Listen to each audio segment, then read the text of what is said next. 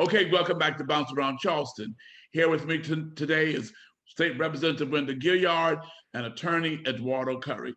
We're talking about all the stuff that's happening with our legislators and the gun control bills and things that are happening. But now I want them to talk to us about you as citizens and what we need to be doing as citizens to bring about a change. Okay, young men, let me hear your voice on the matters of what can citizens do to help bring about a change. Attorney Curry? Thank you very much. Well, first of all, what citizens have to do is take a bright line test against assault weapons.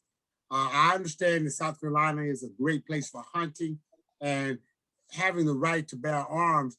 It has been misconstrued. Originally, the founders wrote it because we had domestic battle. Now, I don't think we don't have domestic battles now, as we see what's happening in DC, but what is going on is that a gun in the wrong hand, you can't unring the bell. Once you pull the trigger, that projectile is not coming back. And what we've done in America overall is we have desensitized our people.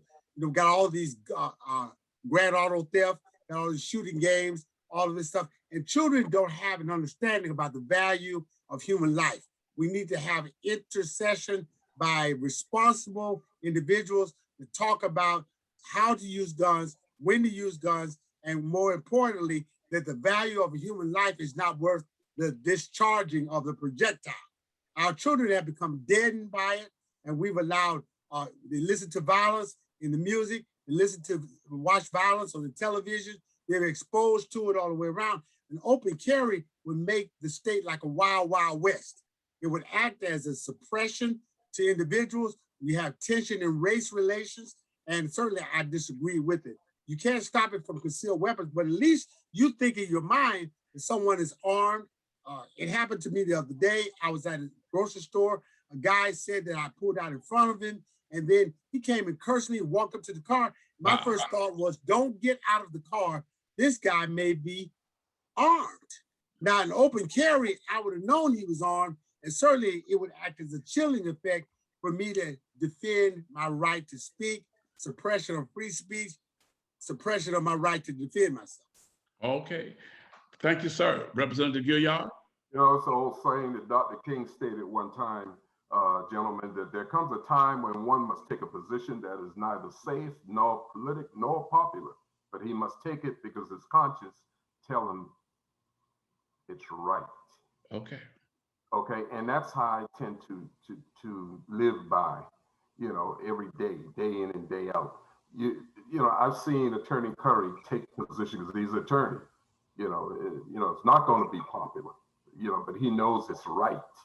And all of us had that spirit. I think we can make, you know, new bridges everywhere. We could build bridges when it comes to race relation, trouble in our communities, etc.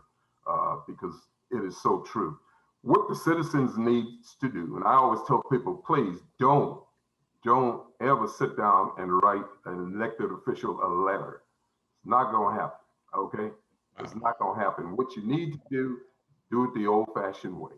You get on your phone and call us.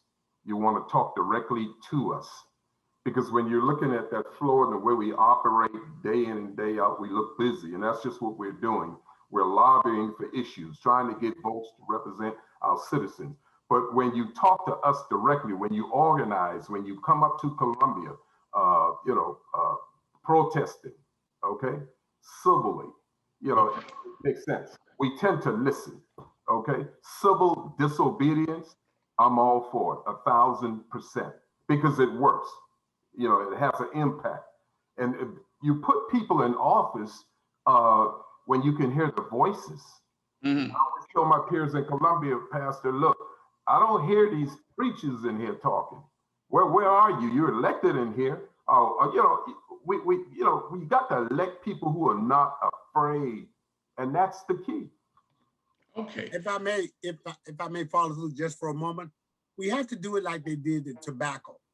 They glamorize the cigarette. You see it on every show. People puffing and smoking. And when they got tired of cancer and the repercussions of using alcohol, of using tobacco, what happened was they started a deep-seated consciousness by the community. Right. We don't want that anymore. We don't want our children smoking. We don't want them using tobacco products. We don't want them using the pipes. We don't want them using the vape. And it sort of bled over. As you saw, the tide changed because the community's attitude toward the pestilence changed. Thank you all for being here on Bounce Around Charleston. Thank you for having us. Thank you. We'll be right back after this break.